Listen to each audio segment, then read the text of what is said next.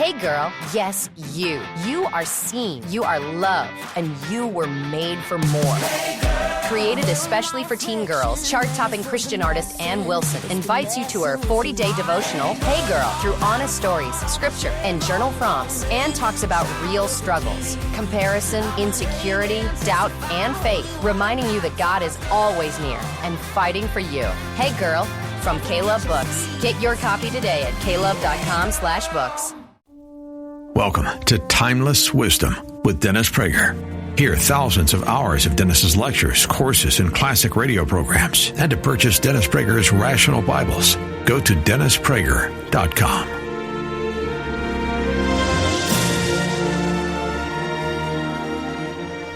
Two themes here, Christmas and happiness, and let me first talk to you about the happiness one.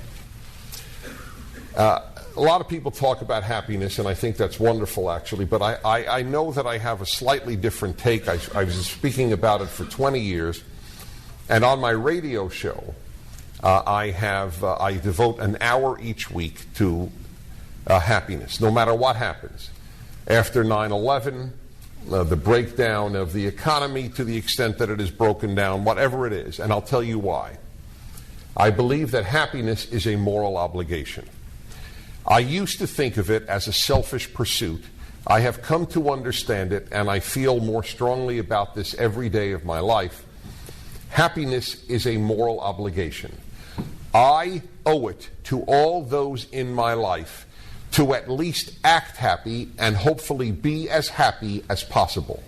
In fact, and this is where, of course, I could give you a talk just on this theme alone, and have and do, but in a nutshell, I have made war on the unhappy. They annoy me. In fact, they annoy everybody. But no one wants to say it because it sounds non-compassionate. But I remember, you're the perfect group for this. My father was the president of his synagogue when I was a kid.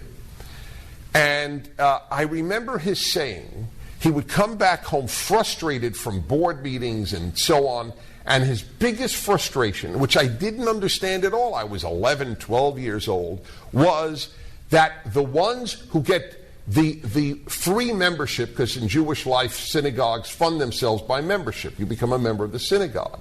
And the ones who couldn't afford it and got free membership or at very reduced cost were the ones, he said, who complained the most.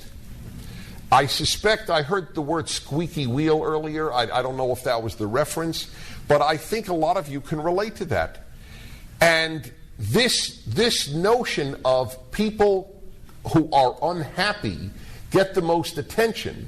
We are often enablers of the miserable. We are. If you have 5 kids and one is chronically miserable, he will get or she will get the most attention. That is almost an inevitability. So the ones who have a cheerful disposition and are a joy to be around aren't rewarded. They're punished because of the extra attention we give to the one who is chronically unhappy. So I'm not joking about they annoy me. They annoy me because they annoy everybody. Ask any child raised by an unhappy parent what it was like, and then you know it's a moral obligation to be happy. A duty, it's a moral obligation. It's not a selfish pursuit. It may well be a selfish pursuit, but it doesn't matter. It may be a selfish pursuit to develop a cure for cancer. Somebody wants a Nobel Prize in medicine. But we don't care. We want people to devote their lives to finding a cure for cancer. I don't care if it's your selfish pursuit to act happy and be happy. I benefit from it. I, your spouse, I, your child, I, your parent, I, your business associate, I, the person next to you in the airplane. I don't like sitting next to miserable passengers. Neither do you. That's the reason for the laughter. It's the laughter of recognition. I am the guy who makes a comment in elevators. I find it odd that people are quiet and watch digits light up. I don't understand it. I always think, I bet you 7 comes after 6. Watch. It is stunning to me that people stare at the obvious. There is nothing interesting in watching digits light up, so I will make some comment or something about it. Sometimes people don't respond. That's okay. I could live with that. But I consciously want to be a cheerful presence in the lives of everyone I meet. Is there anything wrong with that? Isn't that a good thing? Isn't it a good thing in marriages? You know, I speak a great deal. I even have an hour each week on my radio show, which is called the Male-Female Hour. It's devoted very, very openly to male-female, husband-wife, men-women differences, and so on. And I don't have a degree in that. I have a degree in communist affairs, which is not fully related, but I have some degree, I think, of knowledge, at least of human knowledge and experience talking about couples, and it's fascinating to me, and I saw this from the writing of my book on happiness, that most marriages are a moody married to a non-moody. Now, this is fascinating. This is absolutely fascinating. The vast majority of marriages, on occasion, you have a non-moody and a non-moody who are married, and they are very happily married. You never, however, I have never encountered a moody married to a moody. And I finally realized why. The moody may be miserable, but they are not stupid. They never marry one of their own. It's a phenomenon. It is a phenomenon. So the question is, and it's beyond the purview of this talk, why do the non-moody marry the moody? I have a lot of theories on that. You're free to ask me because I'd like to leave some time for Q&A. But the fact is that if you ask the non-moody spouse, does it take a toll? The answer is yes. It does take a toll. By and large, in homes where one spouse is unhappy, the other spouse's greatest single wish is that spouse be happy. Some spouses spend their lives trying to make the other one happy, but of course you can't make anybody else happy. You can make other people miserable, but you don't have the power to make anybody happy. You can't make your child who's miserable happy. You can't make your parent who's miserable happy. This is dedicated particularly to the women here who still think they can change their mothers. You can't. Okay? At one time in life, maybe when you are 70 and she's 100, you will make peace with that fact, that she is who she is. But be that as it may, we don't often make peace with that, and we try to make another happy. That's on the micro level how significant happiness is. On the macro level, it is even more significant. The happy make the world better. The unhappy don't. Now, that doesn't mean that every unhappy person makes the world worse. No, it means that all those who do make the world worse, whether they were Nazis or fascists or communists or terrorists or what have you, were not happy people. These were not happy people who joined the Ku Klux Klan. They were not happy people who joined the Communist Party.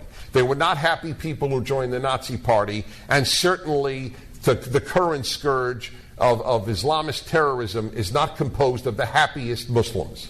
Oh, what a happy day. I will blow somebody up. I will blow me up. I love life so much, I will blow myself up. Somehow there's an incongruence there, would you say?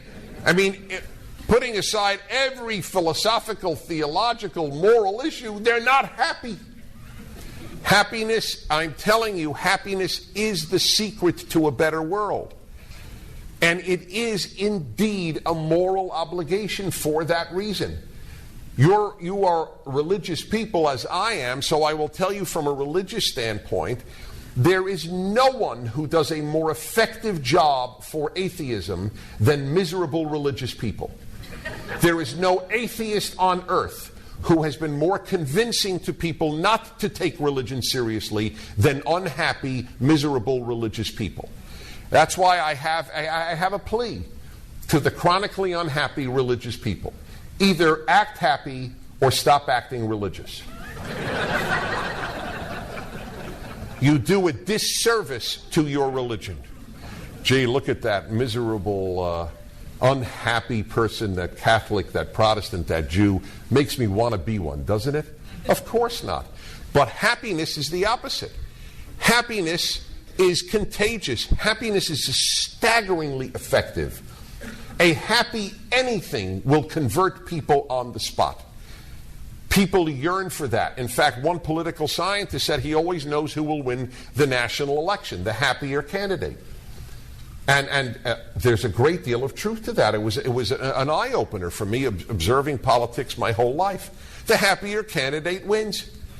When Jimmy Carter ran against Ronald Reagan, that was the quintessence of the unhappy and the happy won a landslide. And that basically holds true. Happiness is a religious obligation. Listen, if you're an unhappy religious person, what does that say about God? I mean, let's be honest. Yes, I believe deeply in God and life stinks. That's a persuasive statement on behalf of God, isn't it? Oh, he made a truly miserable world, but I surely do believe in him. It doesn't work. It doesn't work.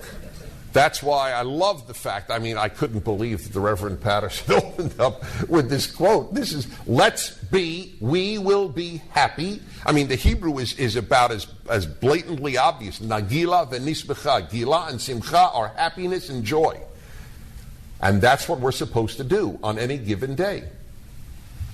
That doesn't mean you don't have unhappy days. There are every one of you has suffered tragedy. Oh, by the way, I tell this to the unhappy, and it blows their minds.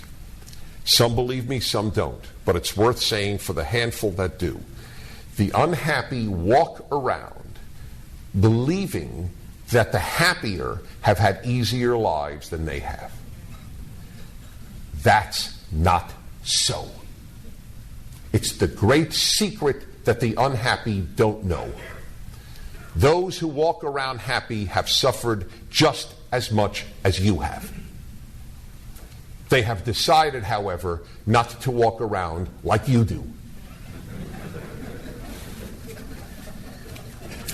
Okay, that's happiness. I will return to it and tie it all together at the end because it's a major factor in this issue. I end the happiness chapter with what Abraham Lincoln said, who did have a very tough life and a depressed wife. And Abraham Lincoln said, we are as happy as we decide to be. By the way, you just teach that to your child, and if your child understands that, the moral obligation to act happy, and that they are as happy as they decide to be, not as happy as you make them, or life makes them, you've given them the gift of a lifetime.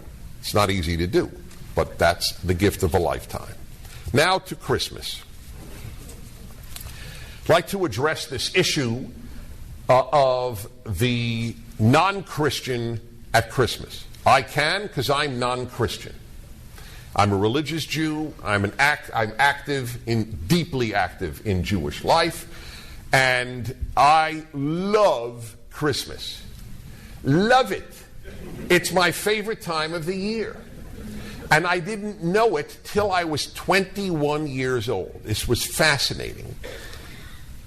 When I was 21, I took my junior year. I was 20, actually. I took my junior year abroad, and I spent it mostly traveling. And one of my trips was to Morocco, first Muslim country that I visited, and indeed the first non-Western country. Therefore, that's more significant here for the story. And it was, in fact, during the Christmas break from my university in England where I was studying. And I realized during Christmas week that I felt a little down. And it hit me, I miss Christmas. And you have to understand, because it may strike you as odd. What do you mean it hit you? You didn't realize this? No, I didn't. I grew up in an Orthodox Jewish home. I went to yeshiva till I was 18 years of age, so this was only 2 years after a lifetime of immersion in religious Jewish life. And so I didn't know that I loved Christmas. I didn't even know it. This is very autobiographically open with you. Of course, by now, I know it. But it struck me something is awry. I missed that music. I missed those lights. I missed that sense in the society that permeates America at Christmas. I really missed it. It was a revelation to me. What's this yeshiva boy doing missing Christmas? It didn't seem right. Not right in any theological or moral sense. It just didn't comport with what should be. But I did miss it. I love this season. I love the trees. I love the lights. I love the music. And I came from a home, as Orthodox as it was, we wore a yarmulke in our house all the time. And I still wear it in my own house. And we watched the Mass from the Vatican every Christmas Eve. And I remember as a kid thinking, look, he wears a yarmulke too. I couldn't get over it. A yarmulke and a cross, I didn't know what to do with it. It wasn't, I was a little confused. But, if you walked into the Prager household when I was a kid in Brooklyn, New York, you'd see yarmulke-wearing men and the mother of the house watching the Mass at midnight from the Vatican and just loving it. I guess I grew up in a home which never, ever offered the idea that they are the other, the foreign, the different, let alone to be alienated from, but rather to be embraced. And later I realized how true that is, and I will explain why in a moment. So I want to make 3 arguments here about why there should be no apology whatsoever on the part of the majority culture with regard to celebrating publicly Christmas, with Christmas tree, Christmas carols, whatever. Number 1 is simple respect and courtesy, a concept which is almost alien to some of the thinking that permeates the well-educated today. Folks, over 90% of Americans celebrate Christmas. That is enough for this non-Christian to honor it. For my fellow American, this is the major perhaps holiday for Christians, whether it's Easter or Christmas, that's for Christians to decide. But for America, this is a big day. If my fellow Americans celebrate something, by golly, I want to honor it. It's a non-issue. In Israel, do you think any Israeli, the most secular Israeli, the most liberal, the most multicultural, doesn't say Shana Tova on Rosh Hashanah, on the Jewish New Year, does not say to everybody and have big signs, Shana Tova, Happy New Year? But it's not the New Year for Christian Israelis or Muslim Israelis. It's only the New Year for Jewish Israelis. But in Israel, the vast majority of the population is Jewish. And the vast majority of the population here is Christian. You honor that fact.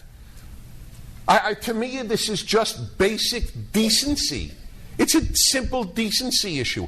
I am going to ask you to remove your Christmas tree from my college because I don't celebrate it. I'll talk about that later, why I believe that is narcissism, not multiculturalism.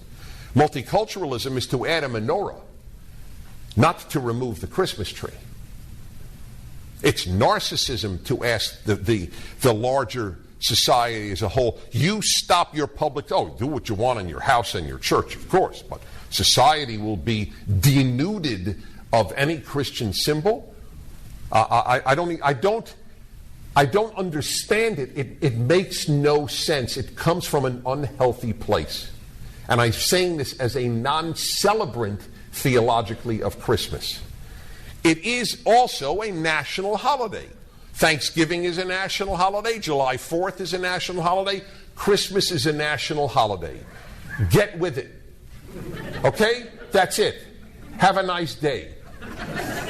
It's like I'll never forget. I could deal with these things. We should be grown up. I'll never forget. My beginning in radio was to be the moderator on a very popular show on ABC Radio in Los Angeles of a priest and a rabbi and a minister every Sunday evening for 2 hours. Different ones each week. And it was a great thing for me for those 10 years. It immersed me in the lives of Christians, and it had a deep effect on me, and it was a wonderful thing. But in any event, one night, one caller calls in and starts giving the rabbi a very hard time about Jewish chosenness. Yeah, chosen people, that's a chauvinist issue. It's a nationalist issue. It's racist. And the rabbi himself, it was clear, was not that happy with Jewish chosenness. He himself was a little ambivalent about the whole thing. Finally, the Catholic priest slips me a note and says, "Can I answer this question?" And I say on the air, "Okay, Father Nosita, would you like to comment?" He said, "Yes." The caller, this is the Roman Catholic priest, Father Michael Nosita. God chose the Jews. Get a life.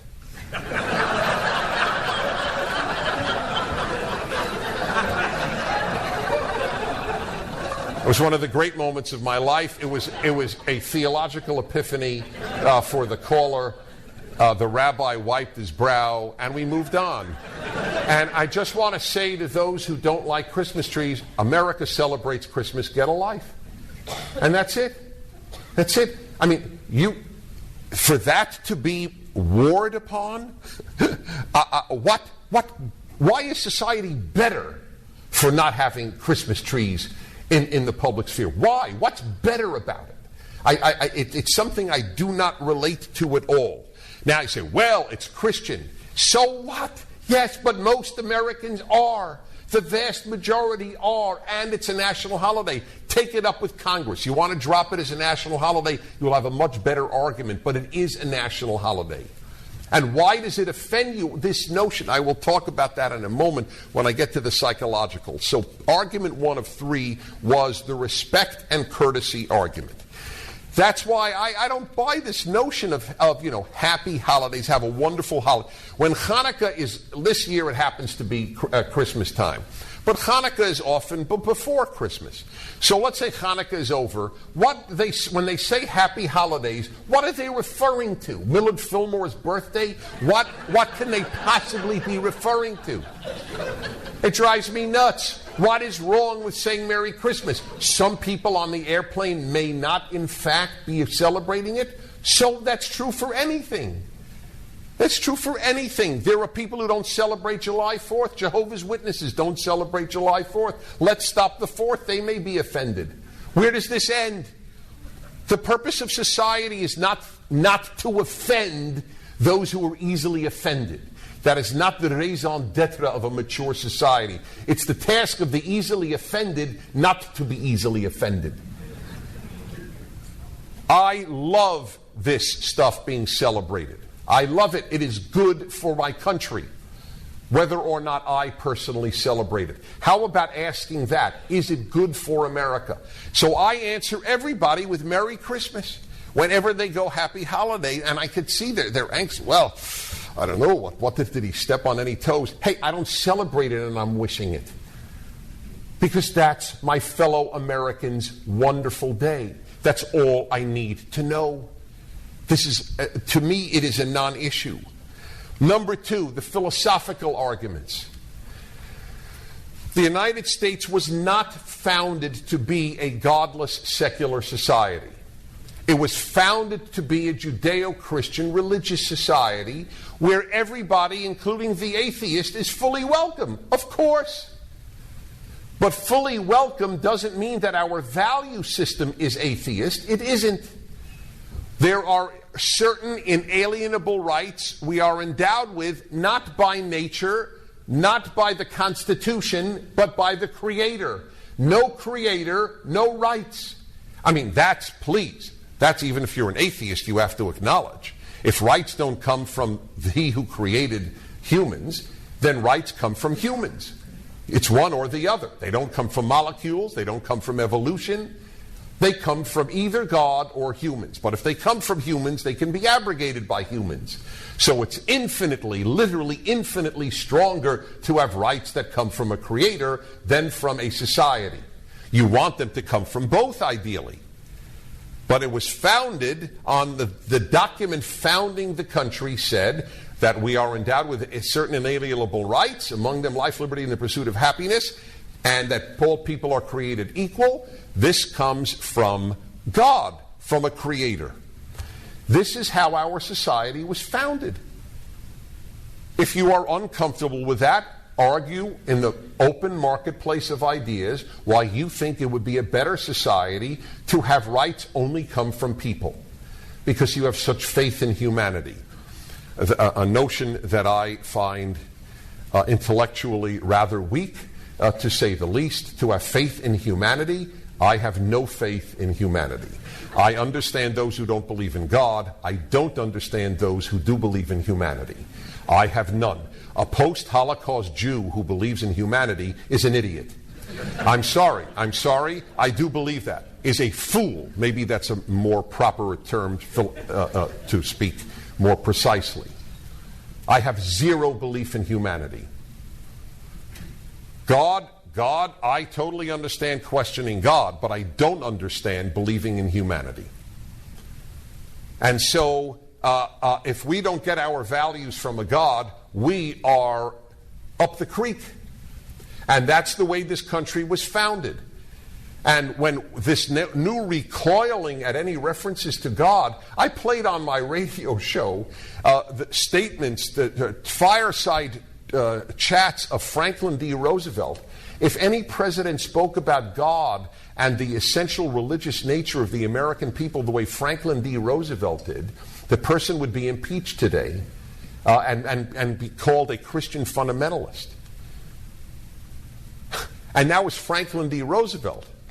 Forget what I read on the air, the first proclamation of Thanksgiving by George Washington. I mean, it is just, it's all permeated with God and the Creator. Now, as it happens, in this gift to all those who are not Christian in America, it was God and not Jesus who was constantly mentioned. Every president in America in history has mentioned God in his inaugural address. Not one has mentioned Jesus. And they were all Christian.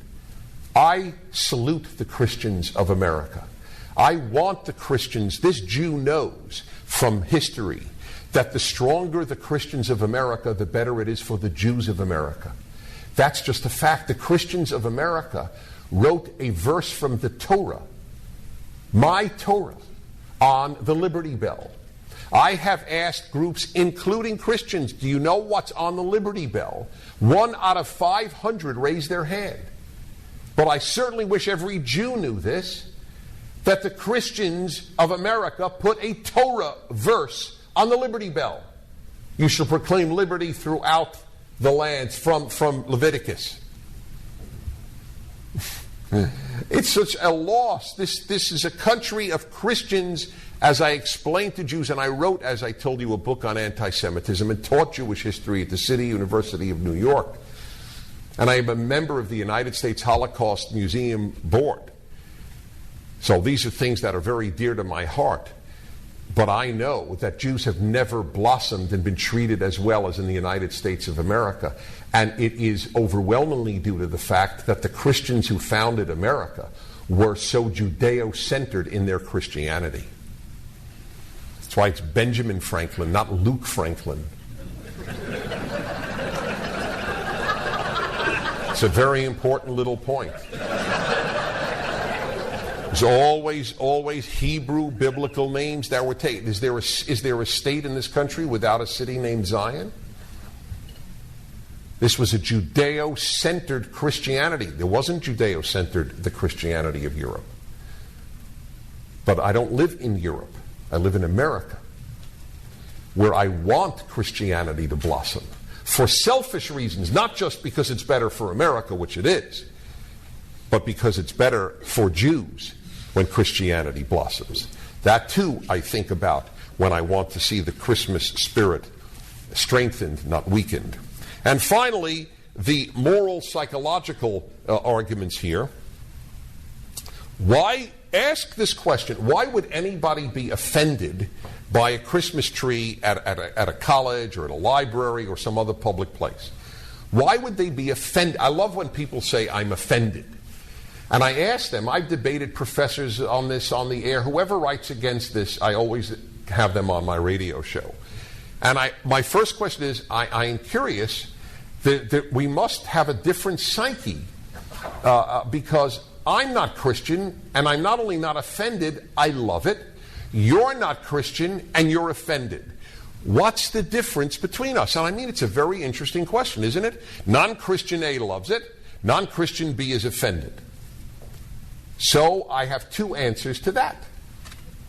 One is narcissism. And it is narcissism. Hey, I don't celebrate it, so you shouldn't either. It's unbelievable. To me, it's a staggering notion that people would feel that way even, let alone advocate it, have the audacity to, I don't celebrate it, so you shouldn't. B, and this is critical, those rooted in their faiths and their cultures generally celebrate when others are rooted in their faith and their culture.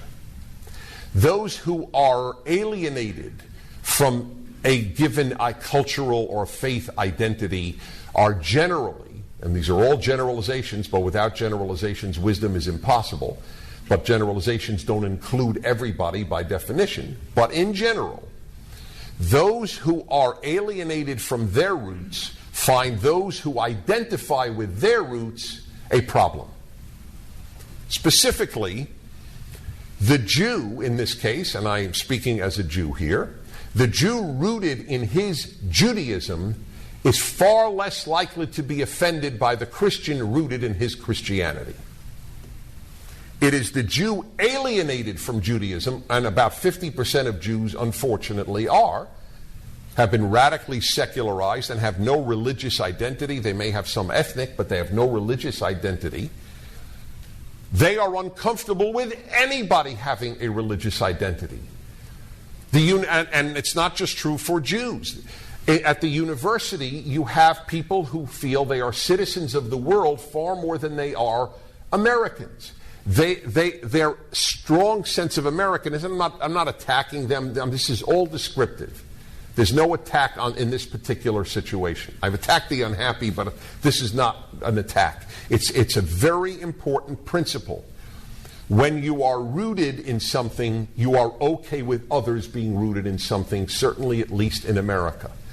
This religious Jew loves to encounter religious Christians. I am not offended. I am not scared. It is not troubling. It is wonderful. But the Jew or the non-Jew, the Gentile not rooted in any religion, will be scared by those who are rooted in religion, whether it is a Jew or a Christian. And that is almost, you'll never see, I have never seen it. Maybe it'll happen one day. I have never seen religious Jews march against a Christmas tree. Never. My brother, I am not Orthodox. I am religious but not Orthodox. But my brother has remained Orthodox, and he's a prominent professor of medicine and medical ethics at Columbia University. And I remember he sang Christmas carols with the yarmulke on in the Columbia Glee Club. And I'll never forget his favorite one. God rest ye merry gentlemen, let nothing you dismay. Remember Christ our Savior was born on Christmas Day, sang with the yarmulke on, and went back home and davened mincha, for those of you who know Judaism. Went back home and did the prayers, the daily prayers. So I don't. He loved it. He loved it. I love it. Those of us who are at peace with our Judaism are at peace with your Christianity. Those of us not at peace with our Judaism are not at peace with your Christianity. Because you have to answer the question, why would anybody be offended by something so inoffensive? That's the question. They will hide it behind constitutional arguments which are meritless. They will hide it under highfalutin philosophical statements of separation of church and state. But people argue what really matters to them. They don't argue for abstract principles that don't affect them personally. Nobody does. I don't, you don't, they don't. So that is what is going on here. And these are, to tie it all together and end, these are the chronically unhappy. I celebrate the Christians of America. I celebrate a Judeo-Christian America. I'm happy here. If you are unhappy in general or unhappy with that, then you will become that squeaky wheel. And so let me tell you a little secret in life. Psychological, happiness, and religious and American secret all wrapped up and ties this all together. I quoted Abraham Lincoln, we choose, right? We choose to be happy. I will also tell you, we choose to be offended. Taking offense is a choice. I have chosen not only not to be offended, but to celebrate what has been, after all, the holiday for the vast majority of the citizens of the country who made it the greatest blessing for Jew, Christian, and anybody else who has lived here. Thank you very much.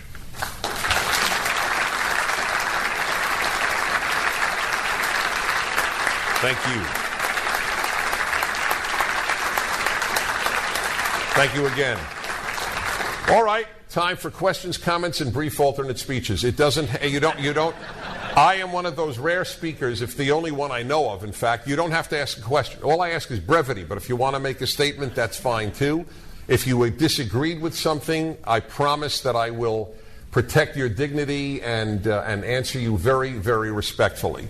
But if you'd like to raise any issue or anything on happiness, Christianity in America, or for that matter, Romanian architecture, just feel free to. Where do you think the flip came? Where did we lose the Judeo-Christian value system? Or when did we start catering to the unhappy? In the 60s, I'm a member of this baby boomer generation, which, after all, one of its mottos was don't trust anyone over 30. What came with that terrible, terrible idea was don't trust anything over 30. And religion is certainly older than 30 years old. It was an anti-wisdom argument not to trust anyone over 30. It was a war on wisdom. And in many, many, many, many areas of life, we are less wise than my grandmother, who never went to high school. I mean, I'll give you one example having nothing to do with this. Talk about the lack of wisdom of a generation. I mean, I was taught when I went to Ivy League University that men and women were basically the same. The only reason boys play with trucks is because they give them trucks. You give a girl a truck, she'll play with trucks. You give a boy teacups, tea sets, he'll play with tea sets and dolls. And this was believed. And a lot of people gave their boys tea sets and dolls, and a lot of folks gave their daughters trucks. Lawrence Summers, who is appointed now to the new cabinet, or at least the new economic council under the president-elect, and who was president of Harvard, told a story while president of Harvard that he bought this notion, and he and his wife gave their daughter trucks so as to give her a non-sexist upbringing. And they found out very shortly thereafter that she had given them both names and was taking care of them.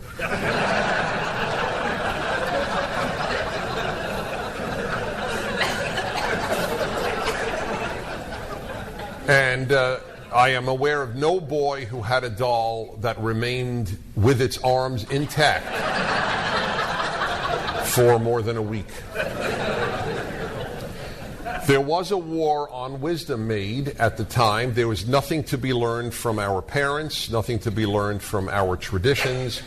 We are the wisest generation, the most enlightened. We went to college, our parents didn't.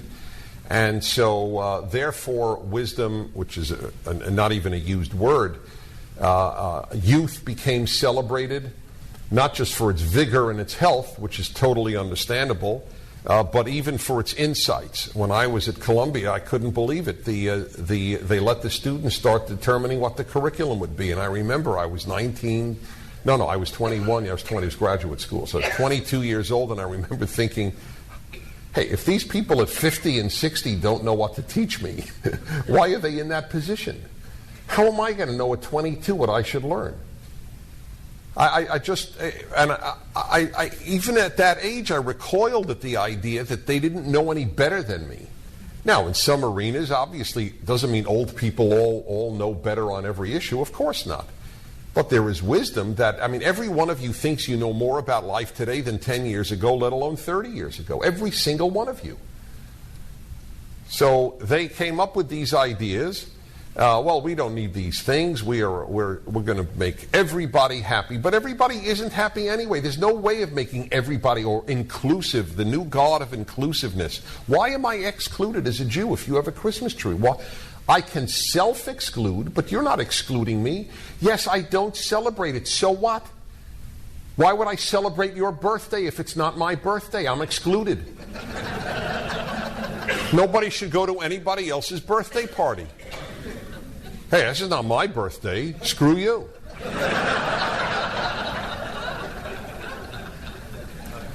Anybody else want to raise any issue?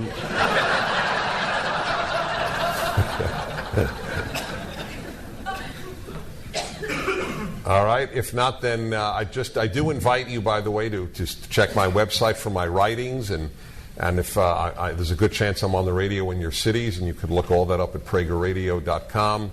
There's no ad for any money here, just so you'll know if I have intrigued you in any way. It has been an honor. You do God's work. Thank you, and Merry Christmas and Happy Hanukkah.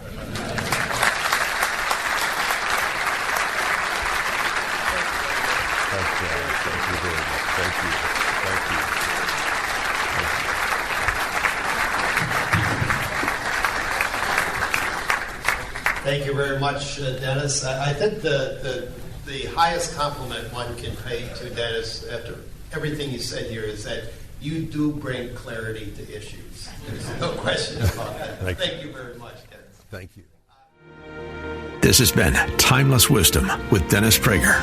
Visit DennisPrager.com for thousands of hours of Dennis's lectures, courses, and classic radio programs, and to purchase Dennis Prager's Rational Bibles.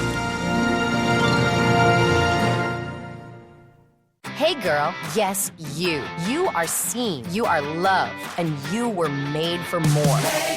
Created especially for teen girls, chart-topping Christian artist Ann Wilson invites you to her 40-day devotional, Hey Girl, through honest stories, scripture, and journal prompts. Ann talks about real struggles, comparison, insecurity, doubt, and faith, reminding you that God is always near and fighting for you. Hey Girl, from K-Love Books. Get your copy today at klove.com/books.